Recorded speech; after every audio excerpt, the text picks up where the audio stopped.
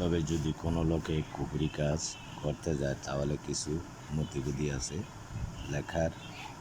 লেখার সিস্টেম আছে। লেখার সিস্টেম ছাড়া আপনি যদি কাজ করেন আপনার কাজ কখনো হবে না। কেননা কিছু কিছু লেখা আছে আপনার দোনো দিক থেকে লেখাগুলা লিখতে হয়।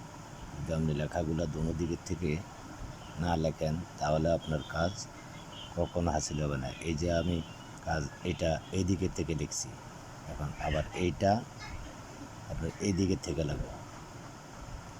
কেন কতগুলা কাজের যখন আপনি সিস্টেম বুঝে যাবেন তখন আপনার কাজ করতে কোনো সমস্যা নেই, বুঝেছেন?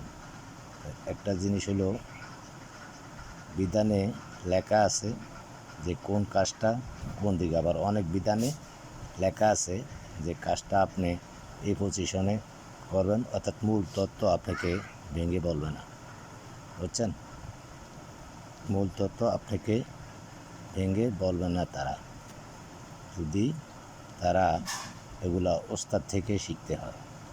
এগুলা ওস্তাদের যখন বলে তখন এগুলা শিখতে হয় ওস্তাদের থেকে, বুঝছেন? নয়সে আপনার শিকার কোনো পয়েন্ট নেই, বুঝছেন? এগুলা এই পজিশনে আপনার কিছু কিছু কাজ আছে, এই পজিশনে কুফরি কাজগুলা করতে হয়, তখন আপনার এখানে আর কোনো আপনার কাজের কোনো বাধা থাকে না, বুঝছেন?